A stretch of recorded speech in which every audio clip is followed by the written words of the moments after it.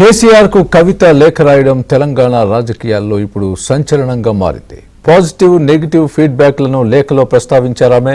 కొంతకాలంగా కేసీఆర్ కుటుంబంలో అంతర్గత విభేదాలున్నాయన్న ప్రచారం నేపథ్యంలో కవిత లేఖకు ఇప్పుడు ప్రాధాన్యత సంతరించుకుంది. అయితే ఆ లేఖను కవిత రాయలేదంటున్నాయి బీఆర్ఎస్ వర్గాలు. ఇదిలా ఉంటే ఇప్పటివరకు లేఖపై కవిత స్పందించకపోవడం చర్చనీయాంశంగా మారింది.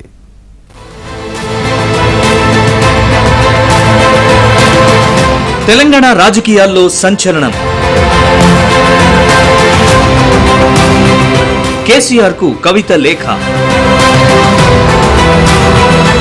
లేఖలో పాజిటివ్ నెగిటివ్ ఫీడ్బ్యాక్. బీఆర్ఎస్ లో కవిత లేఖపై తీవ్ర చర్చ. కేసీఆర్ కు కవిత లేఖ రాయడం బీఆర్ఎస్ లోనే కాదు, తెలంగాణ రాజకీయాల్లోనూ తీవ్ర చర్చకు దారితీసింది. 6 పేజీలతో మై డియర్ డాడీ అంటూ కవిత రాసిన లేఖ బయటికి రావడం సంచలనంగా మారింది. ఈ లేఖలో పాజిటివ్ నెగిటివ్ అంశాలను కవిత ప్రస్తావించారు. వరంగల్ సభ నిర్వహణ తీరుపై తన తీవ్ర అసంతృప్తిని కవిత వ్యక్తం చేశారు. కవిత లేఖలో కీలక అంశాల్ని ప్రస్తావించారు. రాజకీయ ప్రత్యర్థులైన బీజేపీపై మరింత బలంగా విమర్శలు గుప్పించాల్సిందని కవిత అభిప్రాయపడ్డారు. భవిష్యత్తులో కేసీఆర్ బీజేపీతో పొత్తు పెట్టుకుంటారని చాలా మంది ప్రచారం చేస్తున్నారని, ఇది పార్టీకి నష్టం కలిగిస్తుందని కవిత ఆందోళన వ్యక్తం చేశారు.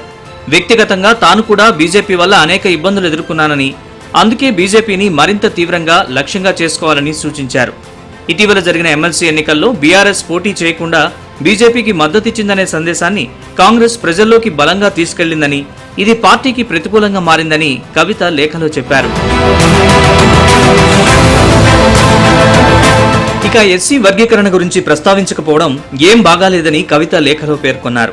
అలాగే బీసీలకు 42% గురించి విస్మరించారని ఆవేదన వ్యక్తం చేశారు. పాత ఇన్ఛార్జీలకు బీఫామ్స్ ఇవ్వొద్దని సూచించారు. బీజేపీ గురించి 2 నిమిషాలే మాట్లాడడం ఏంటని ప్రశ్నించారు. కేసీఆర్ కొందరికే అందుబాటులో ఉంటున్నారని, వరంగల్ సభలో ఉద్యమ నేతలకు న్యాయం జరగలేదని లేఖలో స్పష్టం చేశారు. ధూమ్ధామ్ కార్యక్రమం కూడా విఫలమైందన్నారు కవిత. వరంగల్ సభ ద్వారా కార్యకర్తల్ని పూర్తిగా ఆకట్టుకోవడంలో పార్టీ విఫలమైందని కవిత ఆందోళన వ్యక్తం చేశారు. కవిత పాజిటివ్ ఫీడ్బ్యాక్ గురించి చూస్తే వరంగల్ సభతో క్యాడర్ నైతికంగా బలపడిందన్నారు. ఆపరేషన్ కగార్ మీద మాట్లాడడం చాలా నచ్చిందన్నారు కవిత. కాంగ్రెస్ ఫెయిల్ అంటూ చెప్పిన తీరు బాగుందన్నారు కవిత.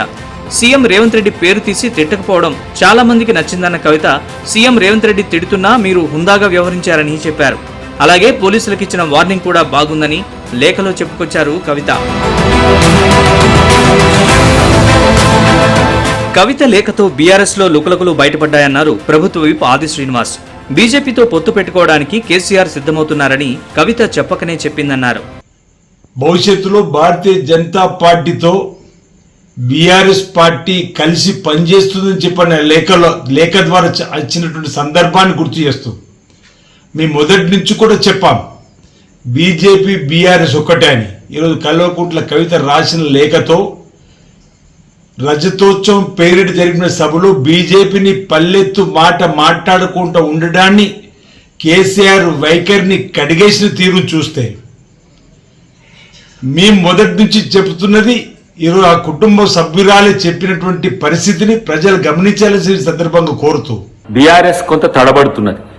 కొడుకున్నా అల్లున్నా అనే దాని దగ్గరనే తడబడుతున్న క్రమంలో తన అస్తిత్వం అనేది, రాజకీయ అస్తిత్వం అనేది ప్రశ్నార్థకం అవ్వడమా, లేకపోతే ప్రత్యామ్నాయ ఏర్పాట్లు కవిత గారు చూసుకోవడమా అనే దిశగా చర్చలు జరుగుతున్నాయి ఈ మధ్య కాలంలో. సో వరంగల్ సభ దానికి వేదికగా కావడం అనేది ఇప్పుడు వాళ్ళ మధ్యన చిచ్చు రేగుతున్నట్టుగా కనబడుతున్నది.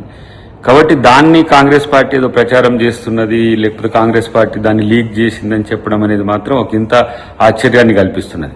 ఇదిలా ఉంటే ఇటీవలి కాలంలో బీఆర్ఎస్ లో అంతర్గత విభేదాలున్నాయన్న ప్రచారం నేపథ్యంలో కవిత లేఖ రాయడం ప్రాధాన్యం సంతరించుకుంది. అయితే కవిత అమెరికా పర్యటనలో ఉన్న సమయంలో ఈ లేఖ బయటికి రావడం చర్చనీయాంశంగా మారింది.